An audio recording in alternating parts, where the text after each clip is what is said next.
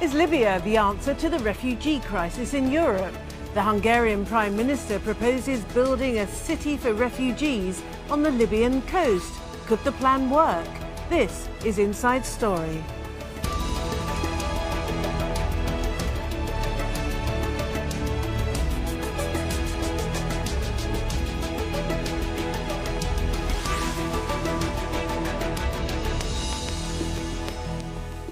Hello and welcome to the programme. I'm Martine Dennis. Poison. That's how Hungary's Prime Minister has described the arrival of refugees in Europe.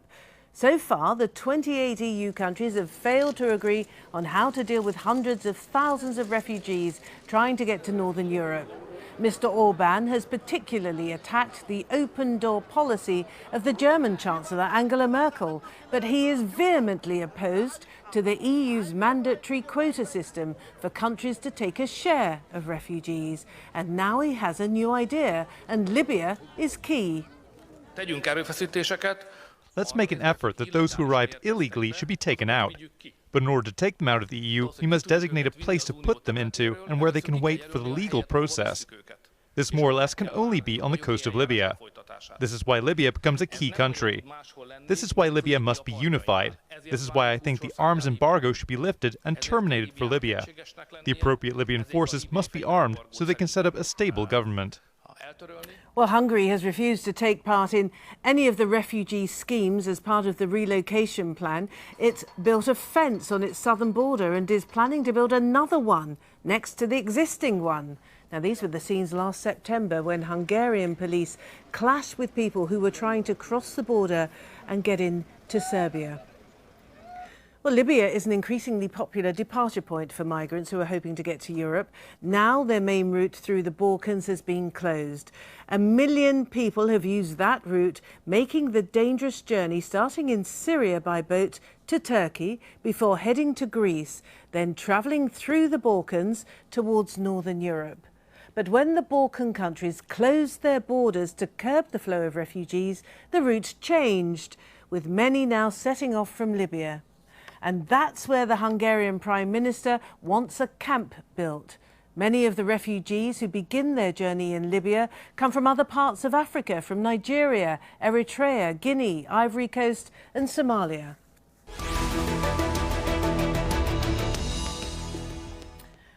Let's bring in our panel now. We have Adam Labor, who's the Hungary correspondent at The Economist and joins us from the capital, Budapest. From London, George Joffe, Deputy Director of the Global Policy Institute at Cambridge University. And from Durham, in the UK, Tom Brooks, Head of the Law Department at Durham University. Can I start with you, Adam, and give us some context as to what has brought about these remarks from the Hungarian Prime Minister? It was on the fringes of a meeting of Balkan leaders. Well, it's got a long-term context and a short-term context. The short-term context is that a week today, on Sunday, Hungarians are going to vote in a referendum on the EU's plan for compulsory quotas for refugees, under which Hungary would receive about 1,300. And the government has gone all out to get the necessary no vote on this. And the whole country is plastered with billboards warning of the dangers of migrants, warning of the dangers of immigration, and it's become a very hot-button political issue here. So all the things that Mr. Orban does, first of all, we have to think about them in terms of domestic context. But of course, the long-term issue is the country was profoundly shocked last summer when thousands of people were pouring through the borders every day with no controls, just coming up through Europe, coming up from Greece, Macedonia, Serbia, and across the border into Hungary, then moving on.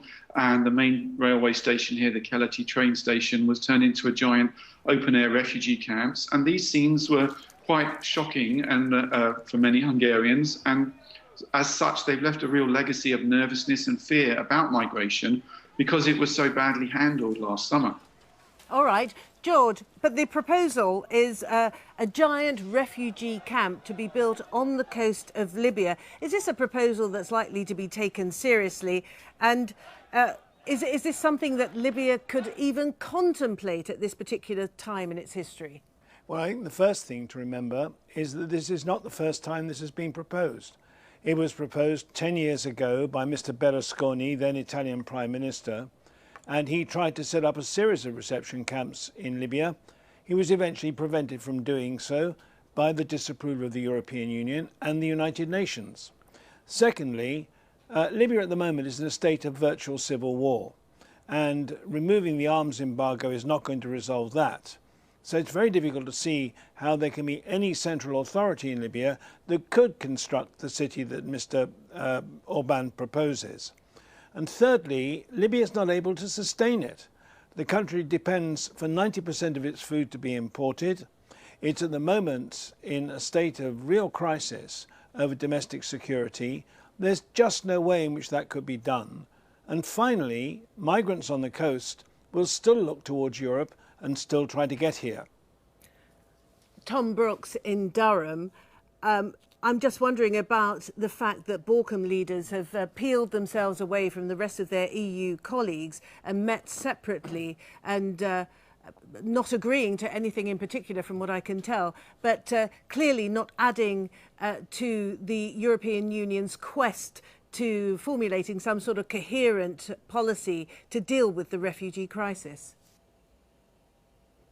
That's absolutely right. There's been a real divided opinion in Europe on what to do next. You had some, like Germany, that were more opening their arms to some degree. You had others like David Cameron in Britain, who was a bit more cold on the idea of opening Europe's doors to migrants. There's a real division of opinion across the continent, and this has played out in a variety of ways, namely a lack of leadership on what to do that has made the situation for everyone much worse.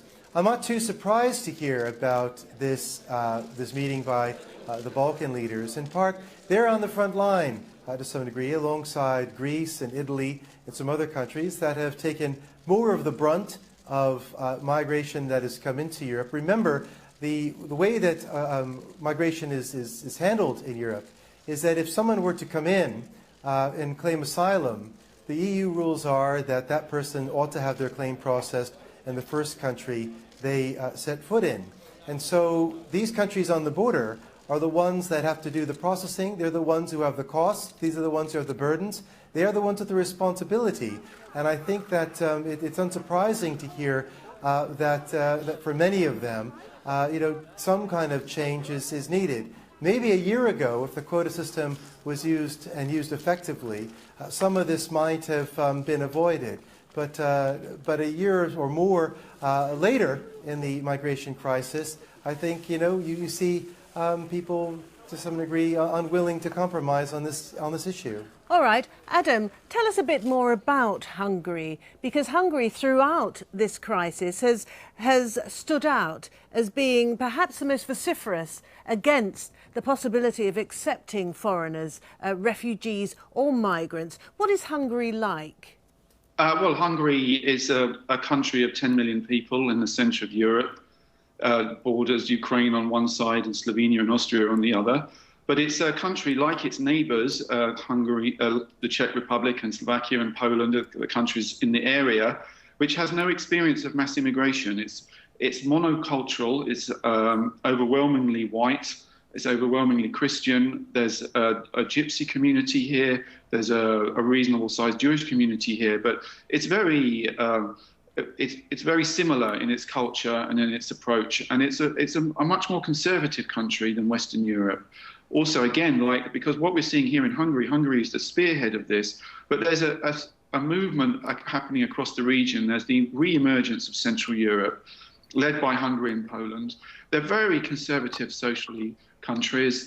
All the things, what we have to remember when we're talking about the former countries that were in the communist bloc, well, all the things that happened in the West, like the 1968 student uprisings, the rise of feminism, the rise of gay rights, the rise of the idea of multiculturalism, none of that happened here.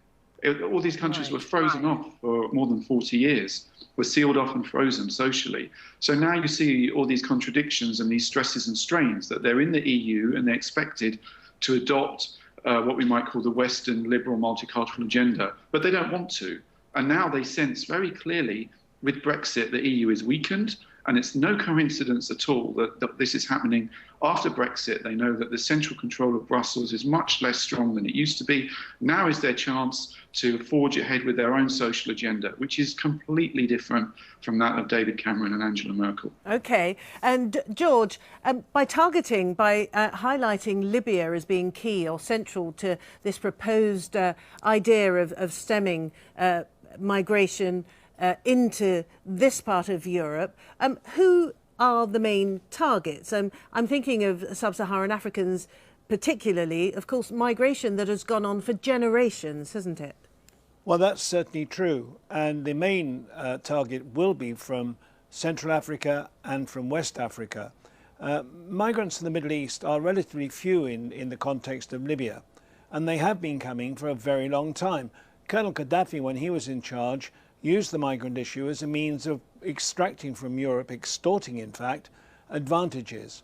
And so it's not surprising that that's now become the main route. But it's also the insecurity there and the fact that the militias that run Libya are out of control and have become part of a criminal network that makes the issue now so acute. And it's really acute for Italy. Italy's been the main target of the migrant flows that have actually come. But again, one has to understand that the idea of parking migrants inside Libya in the conditions that exist there, particularly given the lack of supplies, the lack of energy, surprisingly for an oil-rich state, and the lack of control and security, would be an absolute disaster. In September 2000, for example, in Libya, because of migration, there were major riots that involved hundreds of deaths throughout Libya, particularly in the coastal areas that Mr. Orban thinks he can park the migrants in. It's just not a viable possibility. And the fact is that it represents a failure of European migration policy going back over decades. What Europe tried to do was to make sure that the countries around it, its so-called ring of friends, would act as the people who would control migration on its behalf. Now that's simply broken down since 2011. And you can't expect countries like Libya with a population of 6 million people to be able to act as, say, Turkey has done with a population of 70 or 80 million people in absorbing major migrant flows. It's just not going to happen. That takes me on to my next point. And Tom, I was going to ask you about the deal made between the European Union and Turkey, because that's often mentioned as the model that they would like to replicate with other countries. But is that deal working? There's been a lot of strain with that deal. And I think that to some degree, it has been a success in slowing down some of the numbers. There has been some cooperation, but to another degree, it is not, because I think that the bargain with Turkey was not only that Turkey was going to help Europe with Europe's problems, so to speak, but also that there was going to be something in return for Turkey for acting on Europe's behalf and helping it with the migration crisis. And much of that has been coming too slowly, if at all. So I think that there's been real strain with that. And of course, Turkey has had, it hasn't been without cost. It has a border with Syria.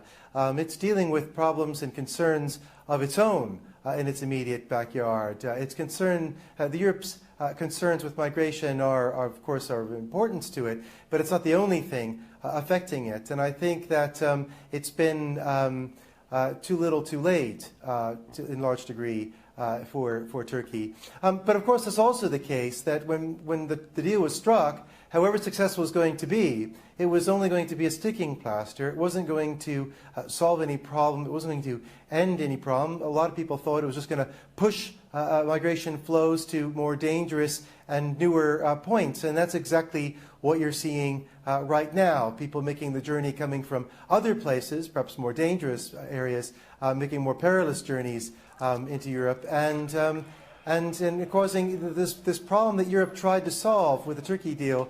If anything, it's made the problem perhaps a bit worse in ways it should have foreseen. And George, coming back to Libya then, there is the prospect, shall we say, of a sweetheart deal with Europe. The Turks have demanded, and as we understand, receiving billions in terms of financial assistance, not to mention other sweeteners to this deal. Isn't this something that perhaps the Government of National Accord, the latest incarnation of government in Libya. Isn't that something that perhaps they could rally to? Well, the problem is manifold. First of all, Libyans generally do not want foreign interference inside their own country, even in their current parlous state. They've made that very clear. Secondly, the government of national accord is about to collapse. It's been outwitted, outsmarted and outgunned by the forces of the East. Thirdly, Libya is very close to bankruptcy, and therefore it's got the institutions that could absorb funds from Europe. And there's no way in which Europe is going to provide the funding that would be necessary. You need to remember that the majority of the migrants coming in through Libya are economic migrants. They're not refugees. And they're still going to want to come. And if you can't offer them employment, useful employment in Libya, and they can't have it at home, they're still bound to flow northwards. And the problem is that Europe, for many, many years, never really attended to this crisis, thinking it could simply exclude it. And now it's discovered it really can't. And going to Adam now in Budapest. So it seems very much as though Mr. Orban is playing to his domestic audience when he suggests that this giant holding camp be built in Libya. But he is facing quite a bit of criticism, isn't he, with regard to the whole issue of refugees and migrants. Human Rights Watch, I know, have documented what they say is Hungary's breach of its legal obligations under European and international law. There's also been a call, I think, by Luxembourg for Hungary to be expelled from the European Union. Is this something that might stay Mr. Orban's hand?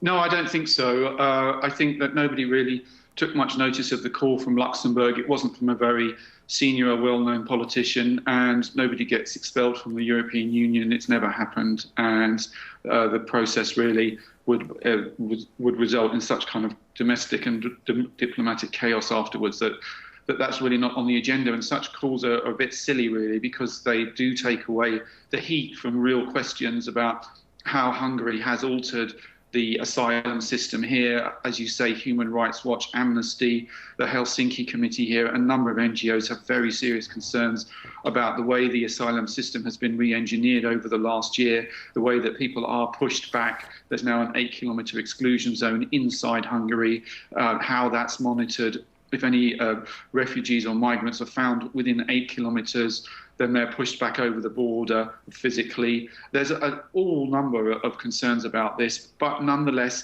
there's really no international means of sanctioning Hungary for this. And Hungary says that the Hungarian government says we were elected in a free and fair election, and we're a democracy, and these are the policies we wish to pursue. And it's really not much of your business what we do, because this is our sovereign territory. So it's, in a way, it's similar to other international crises. There's no international police mechanism to deal with countries that seem to be breaching norms. But I'm wondering about the nature of the debate, staying with you, Adam, the nature of debate within Hungary, because it wasn't that long ago that Hungary itself was in need of, or so many Hungarians were in need of refuge, of sanctuary, and 180, 200,000 of them had to flee from Hungary, and they had to find places of safety in other parts of Europe and well beyond that. So is there a distinct memory of that? Yes, and some people have pointed that out. I've said that myself to MPs from the ruling Fidesz party. Look, as you say, 50 years ago, in 1956, Hungary produced up to 200,000 refugees who were given sanctuary and given the chance to make a new life. So don't you think that Hungary is a country that's produced so many migrants and whose people have found such a welcome around the world could be a bit more generous in taking in migrants? And they say, well, no, because it's not the same thing. They say that genuine refugees cases from places like Syria will be considered fairly, and they'll be given the chance to claim for asylum. But a lot of the people that are coming through are economic migrants, as you noted yourselves. As George noted, especially in Libya, the people are coming up from Central and Sub-Saharan Africa, which are not really war zones. And so they're saying that we have to distinguish between genuine refugees, as we were, and also people who are economic migrants. And they're very open as well about the cultural differences. The Hungarian officials say, look, many of these people are Muslims. We don't want a substantial Muslim community in Hungary. All right, Tom, that brings us, doesn't it, to the established conventional definitions of migrant or refugee. So we're talking particularly today about the streams of people that have been coming for decades, if not longer, from sub-Saharan Africa up to the Mediterranean coast of Africa, trying to get into Europe. But many of those may not come from conflict zones per se, but people from Gambia, for instance. I mean, are they classified as economic migrants, or are they classified as refugees? We know of the oppressive nature of government in Gambia, for instance. Sure. I think that the way it works is the fact that someone comes from a country doesn't mean that therefore that they are accepted for asylum or not. Everything is taken on an individual basis, and there's an accepted definition about it. I think the main issue here is that 100 years ago, you didn't have these kinds of flows. You didn't quite have this level of migration coming across to Europe from outside. And also in our modern technological world of passports and papers and so on, you have people coming across who may not have ID, may not have a passport, may have a forged passport, and it can take time to investigate whether or not their claims for any abuses or risk of unlawful detention and other things that might afflict them at home, to see whether any of these things are true. Typically in the UK, it might take easily 6 months for a claim to be heard. Many can take a year. There are costs associated with this, not least to the people who make the claims for asylum, and then the problems of trying to rebuild their lives, whether or not they are successful in those appeals. So it's done on an individual basis, and that raises its own level of difficulty. It wasn't always done that way, but it is. Since the Second World War, this has been the model that we've had now. There's a lot of calls to try to change it. People making this distinction between economic migrants and of course I'm an economic migrant, so we do exist, and sometimes we're even on television. But this distinction between economic and refugee migrants. But I think that it's one thing to make that distinction. It's another thing in order to enforce it in practice. And I think that that is going to be one of the more difficult challenges moving forward as Europe tries to grapple with this, with the scale of this issue. And Adam, I'm not sure that the definition of refugee or economic migrant would make much difference in Budapest. As you've pointed out, Hungarians go to the polls in a referendum. What specifically will they be voting on? What is the question in front of them? The question is whether they want the European Union to be able to relocate non-Hungarian citizens to Hungary without Parliament's consent. And what that's generally seen to be in reference to is the decision in 2016 in September by the European Council, the European leaders, to have something called an emergency response mechanism, which would set up a quota system under which Hungary, for example, would receive 1,294 people. Which doesn't sound like a huge number, but how are Hungarians likely to vote? Well, they'll vote, it seems, according to the opinion polls, if we believe them, they'll vote overwhelmingly in favour of what the government wants, and they'll say no to that question. The question is, domestically, more is what will the turnout be? If the turnout, in order for the referendum to be valid, it has to be 50% turnout of eligible voters. And so if there isn't a high turnout, then the opposition will be able to say, oh, look, the referendum failed, the government got the no vote, but not enough people bothered to come and vote. And, referendums, as we've seen in Britain with Brexit, can be quite unpredictable things. You can never quite know what's going to happen. But I would say certainly the government will get the vote that it wants, but it's not clear that it's going to get the turnout that it wants. Nonetheless, the opposition here is so hopeless and divided and fractious that it wouldn't really matter that much, even if they didn't get the turnout that they wanted and the referendum was invalid, because there's really no serious opposition beyond NGOs and a couple of smaller liberal parties to this proposal. Gentlemen, I must thank you all for taking part in our conversation today on Inside Story. Adam Labor, George Joffe and Tom Brooks, thank you all. And as ever, thank you for watching. You can see the programme again anytime you like by going to the website, aljazeera.com. If you want more discussion, you can go to our Facebook page, facebook.com/AJ Inside Story. And you can join the conversation on Twitter. Our handle is @AJ Inside Story. But from me, Martine Dennis, and the whole team here in Doha, it's bye for now.